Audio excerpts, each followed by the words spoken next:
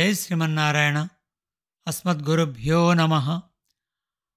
అంశాంశాస్తే దేవమరీచ్యాదయ ఏతే బ్రహ్మేంద్రాద్యా దేవగణా రుద్రపురోగాః క్రీడాభాండం విశ్వమిదం యస్య విభూమన్ తస్మై నిత్యం నాథ నమస్తే కరవామా. సకల వ్యాపక సర్వేశ్వర, దేవతలు, మరీచ్యాదులు, బ్రహ్మేంద్రాదులు, రుద్ర ప్రభృతులు నీ అంశాంశలుగా నుందురు. ఈ ప్రపంచమంతా నీకు క్రీడా భాండముగా నుండును. అట్టి నీకు నమస్కరించెదను. 4th Canto 7th Chapter 43rd Prayer. భగవద్బంధువులారా, శ్రీమద్ భాగవత తత్వదీపికలో ద్వితీయ స్కందము 17వ పాడ్కాస్ట్లో స్వాగతం. ఇంత క్రితం మనము భగవంతుడి యొక్క సృష్టి ఎలా అవుతుంది, మన ఇంద్రియములో ఎలా ప్రవేశిస్తాడు, ఒక్కొక్క ఇంద్రియం ఎలా మనకు మార్పు చెందుతుంది, ఈ విషయాల్లో తెలుసుకున్నాం. ఈ భాగాన్ని, ఇంత క్రితం చెప్పిన భాగాన్ని మరొకసారి కూడా వినాలి. ఈ వచ్చే భాగంతో మనకు ద్వితీయ స్కందం పూర్తవుతుంది. సో ఈ భాగాన్ని కూడా చాలా జాగ్రత్తగా వినాలి, రెండోసారి వినాలని మనవి. అప్పుడు ఆ సమిష్టి పురుషునకు చక్షురింద్రియం బయలువెడలెను. ఆ ఇంద్రియము నుండియే వెష్టి శరీరములో నేత్రములు ఏర్పడెను. ఇప్పుడు కన్ను అధిష్టానము, ఇంద్రియము చక్షువు. ఆ కంటిలో రూపమును ఎరుగుటకు అభిమాన దేవత సూర్యుడు లేదా వెలుగు. అది గ్రహించు విషయము రూపము. ఇట్లు ఇంద్రియములు అన్నియు సమిష్టి పురుషునిలో ఏర్పడి వెష్టి శరీరమునకు కలిగినవి. వేదములలో తెలియజేయబడు జ్ఞానమును ఎరుంగుటకు కోరిక కలిగిన సమిష్టి పురుషునకు కరణములు ఏర్పడెను. ఆ కరణముల యందు శ్రోత్రమును ఇంద్రియము ఏర్పడెను. అది శబ్దమును గ్రహించును. శ్రోత్రమునకు అభిమాన దేవత దిక్కులు. తర్వాత ఆ పురుషునకు వస్తువుల యొక్క మెత్తదనము, గట్టిదనము, వెచ్చదనము, చల్లదనము గ్రహించవలనడి కోరిక కలిగెను. అప్పుడు చర్మము ఇంద్రియము అధిష్టానముగా త్వక్ అనబడి ఇంద్రియము బయలుదేరెను. దానికి వాయువు అభిమాన దేవత. దానిచే గ్రహింపబడినది స్పర్శ. తేలిక, బరువు మొదలగు వానిని గ్రహించున్నది కూడా త్వక్ ఇంద్రియమే. త్వక్ ఇంద్రియము బాహ్య చర్మమునందు, అంతర్చర్మమునందు కూడా ఉండును. బాహ్య చర్మమున స్పర్శ తెలియను, అంతర్చర్మమున దురద తెలియను. రెండు చోట్లను త్వక్ ఇంద్రియము స్పర్శనే గ్రహించును. దానికి వాయువు దేవత. సమిష్టి పురుషునిలో ఇచ్చుట, పుచ్చుకొనుట మొదలగు కర్మలు చేయవలనని కోరిక కలిగెను. అప్పుడు అతనికి చేతులు బయలువెడలెను. ఆ చేతుల నుండియే వెష్టి శరీరములో చేతులు ఏర్పడెను. పాణి అనునది ఇంద్రియము, దానికి హస్తము స్థానము. ఈ ఇంద్రియమునకు ఇంద్రుడు అధిష్టాన దేవత. హస్తద్వయమును ఆశ్రయించి ఉండు పాణి అను ఇంద్రియమునకు ఇచ్చుట, పుచ్చుకొనుట మొదలగునవి వ్యాపారములు. తరువాత సమిష్టి పురుషునకు పాదములు బయలువెడినవి. వాని నుండియే వెష్టి శరీరములో పాదములు వచ్చెను. పాదములు అధిష్టానము. ఆ పాదములందు నడుచు సామర్థ్యము కలిగిన పాదములు అనేది ఇంద్రియము ఆవిర్భవించెను. దానిచే గమనము, ఆగమనము అనగా రాకపోకలు జరుగుచుండెను. దీనికి విషయము యజ్ఞములో ఉపయోగించు హోమద్రవ్యమును తెచ్చుట. దీనికి విష్ణువు అధిదేవత. సంతానమునకు కారణమగు ఆనందహేతువుకు రతిని అనుభవింపవలనని చతుర్ముఖ బ్రహ్మకు సంకల్పం కలిగెను. అప్పుడు శిష్ణము అను అధిష్టానమందు ఉపస్థ అనేది ఇంద్రియం ఆవిర్భవించెను. దీనికి ప్రజాపతి అధిష్టాన దేవత. ఇవి చేయు కర్మ రతి. ఆనందము దీనిచే పొందడి విషయము. స్త్రీ పురుషుల కలయికలో కలుగు సుఖము ఈ ఇంద్రియ ఆధీనమై ఉండును. సమిష్టి పురుషునకు స్వీకరించడి ఆహారములోని మలమును వెలుపలకి వదలవలనని కోరిక కలిగెను. అప్పుడు గుదము అను అధిష్టానమందు పాయువు అనేది ఇంద్రియం ఆవిర్భవించెను. దానికి మిత్రుడు అధిష్టాన దేవత. లోనున్న మలమును విడుచుట దీని యొక్క వ్యాపారము. శరీరము నుండి వేరు శరీరములకు వెళ్ళవలనని కోరిక సమిష్టి పురుషును కలిగెను. అప్పుడు ఆ బ్రహ్మకు నాభి అను ద్వారము బయలువెడలెను. ఆ నాభి ద్వారమందు అపానము అను వాయువు ఇంద్రియముగా ఉండును. ఆ అపానం వలన మృత్యువు ఏర్పడును. దీని అధిష్టాన దేవత మృత్యువు. దీని వలననే జీవుడు శరీరమును వీడిపోవును. అన్నమును నీటిని లోపలకు స్వీకరించవలనని కోరిక కలగనే కడుపులోని ప్రేగులు ఏర్పడెను. కుక్షి అనగా కడుపు అధిష్టానము. దాని యందు అంత్రములు అనగా ప్రేగులు అన్నము గ్రహించుటకు సాధనము. నాడులు నీటిని గ్రహించుటకు ఉపకరించును. అంత్రములు నాడులు అనునవి రెండు మన కడుపులో ఏర్పడుటకు ఆ సమిష్టి పురుషుని కడుపులో ఏర్పడిన అంత్రములు నాడులే కారణము. వీనికి నదులు సముద్రములు అధిదేవతలు. వీని వలననే మనకు సంతుష్టి పుష్టి కలుగును.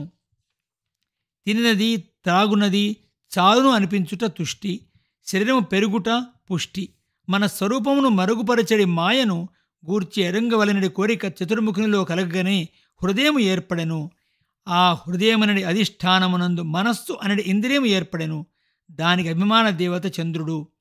సంకల్పము అనడి వ్యాపారమును మనస్సు చేయును. ఆ సమిష్టి పురుషుని మనస్సు నుండియే వెష్టి శరీరములో మనస్సు ఏర్పడెను. ఈ విధముగా సమిష్టి పురుషుని ఆయా భాగముల నుండి వెష్టి పురుషుని అవయవములు ఏర్పడినవి. ఇవి అన్నియు భూతముల యొక్క సంబంధం కలవే అయినను ఒక్కొక్క ఇంద్రియములో ఒక్కొక్క భూతము యొక్క ప్రాబల్యము కలదు. చర్మము త్వక్ అనడి స్పర్శన గ్రహించు ఇంద్రియము రెండు విధములు. స్థూలమైన లోపలిది చర్మమని, పైనుండే సూక్ష్మము చర్మమును త్వక్ అందురు. ఈ త్వక్ చర్మము మాంసము రక్తము కొవ్వు మజ్జ ఎముకలు అననవి 7 ధాతువులు. ఈ 7 ధాతువులు భూమి జలము తేజస్సు అను 3 భూతములచే ఏర్పడినవి. ప్రాణము ఆకాశము జలములు వాయువు అనువానిచే ఏర్పడినవి ఇంద్రియములు. శబ్దము మొదలగు గుణములు గ్రహించుట స్వభావముగా కలవి. శబ్దము మొదలగు గుణములు భూతాది అను అహంకారము నుండి పుట్టినవి. ఇంద్రియములు కూడా ఆ భూతాది అనటి అహంకారము నుండి వెలువడినవే. మనస్సు కామము సంకల్పము మొదలగు సర్వ వికారములకు ఆశ్రయమైనది. బుద్ధి అన్నిటినీ ఎరింగడి స్వభావము కలది. అదే మహత్తత్వం. ఈ చేతనాచేతనాత్మకమగు దేవ మనుష్య తిరియక్ స్థావర రూపమగు శరీరములతో నిండిన ఈ అండము భగవానుని యొక్క స్థూల రూపము కంటే ఆవల సూక్ష్మతరమగు పరిశుద్ధ ఆత్మస్వరూపము కూడా భగవానుని రూపమే.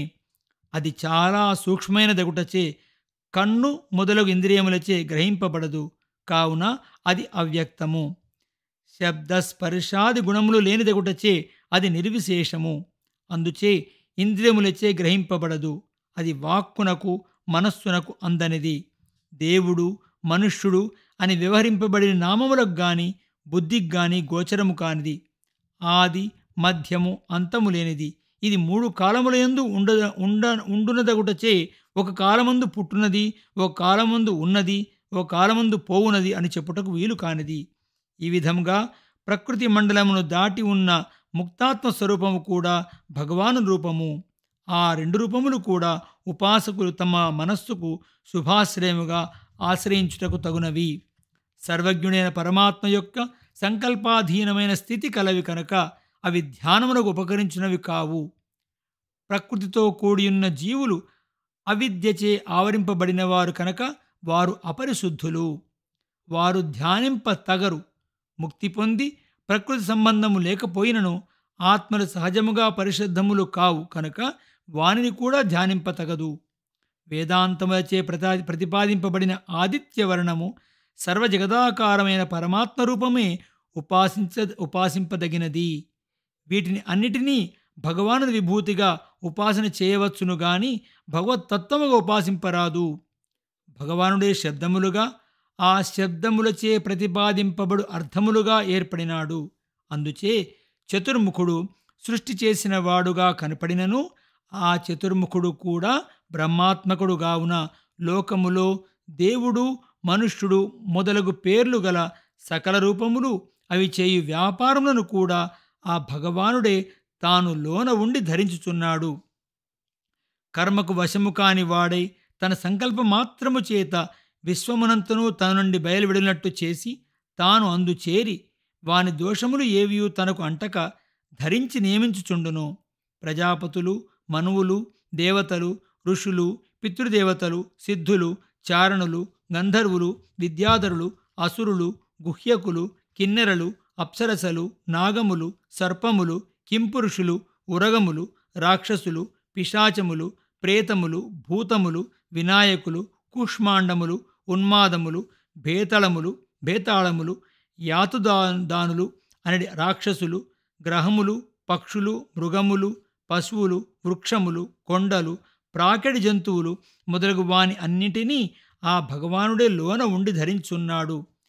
తల్లి కడుపులో ఉండి మావిలో ఉండి పుట్టినవి కనుక జరాయుజములు, గురుడ్డుగా పుట్టి బయలువడినవి అండజములు, చెమట వలన పుట్టెడి పేలు మొదలగు స్వేదజలములు, భూమి నుండి మొలచునవి ఉద్భిజములు అనేది 4 రకముల జీవరాశి, దేవతలు, మనుష్యులు, తిరియక్కులు అనగా పశుపక్షాదులు, స్థావరములు, కొండలు, వృక్షములు మొదలగు వానిని కూడా భగవానుడే ధరించుచున్నాడు. చేతనులు అనగా చైతన్యము గల జీవులు, అచేతనములు అనగా చైతన్యము లేని జడమగు ప్రకృతి కూడా ఆ భగవానుడి చేతనే ధరింపబడుచున్నది. నీటిలో ఉండునవి, భూమిపై ఉండునవి, ఆకాశమందు ఉండునవి కూడా ఆ భగవానుని చేతనే ధరింపబడుచున్నవి. ఇట్టి శరీరములో జీవులు చేయు వ్యాపారముల వలన ఉత్తమములు, మధ్యమములు, అధమమగు ఫలములు సిద్ధించుచుండును. సత్వము, రజస్సు, తమస్సు అనడి గుణముల వలనే ఆయా దేహములు కలుగుచున్నవి. సాత్వికమగు కర్మలకు ఫలముగా సుఖముతో నిండిన దేవశరీరం వచ్చును. రజోగుణం వలన సుఖము, దుఃఖము కలిసి ఉండడి శరీరములు, స్థావర జన్మములు వచ్చును. వీరిలో కూడా మరల ఒక్కొక్క తమోగుణం వలన దానిలో 3 రకముల వారుందురు. కావున కర్మలచే కలిగడి ఫలములు అనంతములుగా ఉండును. ఈ విధముగా భగవానుడు చతుర్ముఖ బ్రహ్మలో తాను ఆత్మగా ఉండి సృష్టి చేయును. వరాహ రూపమును, మీన రూపమును, కూర్మ రూపమును, హంసరూపమును దాల్చి తిర్యగ్రూపమున ఉండియు, రాముడు, కృష్ణుడు మొదలగు నరరూపమున ఉండియు, వామనుడు, యజ్ఞుడు మొదలగు దేవరూపమున ఉండియు ఈ విశ్వమును స్వయముగా పాలించును. అతడే ధర్మమే శరీరముగా గల వాడై లోకమును పోషించును. ఒకనాడు అతడే కాలము అనగా మృత్యువునకు, అగ్నికి, రుద్రునకు తాను ఆత్మగా ఉండి వానిని తన శరీరముగా ధరించి వారి ద్వారా ఈ విశ్వమును కల్పాంతమునందు అణిగిపోవునట్లు చేయును, సంహరించును. గాలి మేఘమును లేకుండా చేయునట్లు భగవానుడే విశ్వమును లేకుండా చేయును. జీవుని వ్యాపారములు కర్మాధీనములు, పరమాత్మచే జగద్వ్యాపారములు కర్మాధీనము కావు. భగవానుడు జ్ఞాన, శక్తి, బల, ఐశ్వర్య, వీర్య, తేజస్సులచే అధికుడు. అతడు జ్ఞానశక్త్యాదులు కలిగిన బ్రహ్మరుద్రాదుల కంటే పరిపూర్ణ జ్ఞానం కలవాడవుటచే భాగవోత్తముడు. జ్ఞానులు, బ్రహ్మవేత్తలు ఇట్టివాడుగా భగవాను గుర్తింపజాలరు. పరమాత్మ తనచే సృజింపబడిన జగద్రూపమున ఉండును. సృజింపబడు జీవుడుగాను ఉండును. అతడు జన్మలేని వాడయును జన్మించును. తానే జన్మించు వాడయు తాను జన్మింపబడని మనకు ఉపనిషత్తులు చెప్పుచున్నవి. అది ఎట్లు కుదురునో ఎరంగవలెను. పరమాత్మ తాను స్వరూపముచే జన్మింపడు. సృజింపబడినవాడు తానే అగును. అతడు స్వరూపముచే జన్మలేనివాడు కాని చేతనాచేతనములు సృజింపబడుచుండును. కనుక వారిలో ఆత్మగా ఉండుటచే తానును పుట్టుగలవాడెగును. భగవానుడి జగత్తును కర్తాగునా కాదా? జీవుల వలె ప్రకృతి వికారములకు ఇంద్రియములతో కూడిన శరీరముతో సృష్టించువాడు కనుక శరీరాధీనము కర్తృత్వం అతనికి లేదు. సంకల్ప మాత్రముచే అతడు సృజించును. కనుక అతడు కర్తయే. ప్రపంచం వలె కర్మాధీనమగు పరమాత్మకు జన్మలు లేవు. తన సంకల్పముచే తాను జన్మించును. అందుచే జన్మలేని వాడిని జన్మించును అని ఉపనిషత్తులు చెప్పును. భగవానునకు జన్మము, కర్మము మొదలగునవి తన సంకల్పముచే కల్పించబడినవే. ఆ సంకల్పమునకే మాయా అని పేరు. మాయావైనం జ్ఞానం అని నిఘంటువులో మాయకు జ్ఞానము పర్యాయపదంగా చెప్పబడినది. భగవద్గీతలో భగవానుడు సంభవామి ఆత్మమాయ, నా సంకల్పము చేతనే నేను జన్మింతును అని చెప్పెదను. అందుచేత భగవానుడు తన మాయచే అనగా తన సంకల్పముచే జన్మలేని తనయందు జన్మను, కర్మను కలిగించుకుంటున్నాడు. ఇంతవరకు బ్రహ్మ యొక్క మహాకల్పము, అవాంతర కల్పము సంగ్రహంగా చెప్పబడినది. ఈ కల్పమునందు వలనే ఇతర కల్పములు నందు కూడా సృష్టి ప్రళయం జరుగును. ప్రకృతి యొక్క వికారములకు మహత్తు మొదలగు పృథివీ వరకు బయలువెడలిన మార్పులకు ప్రాకృత సృష్టి అని పేరు. వాని యొక్క కలయికచే సృష్టింపబడిన వెష్టి రూపములకు వైకృత సృష్టి అని పేరు. ఇక ముందు కాలం యొక్క పరిణామమును, కల్పం యొక్క లక్షణమును తెలియజేసేదను.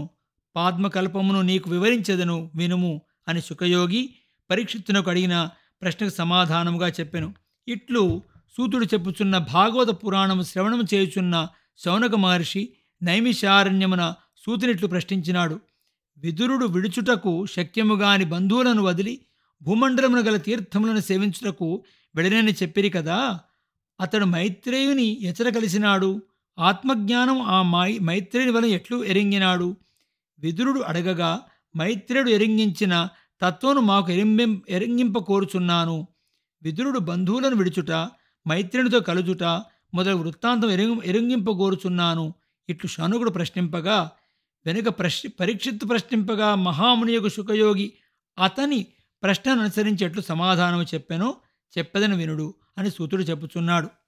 దీనితో ద్వితీయ స్కందము సమాప్తము.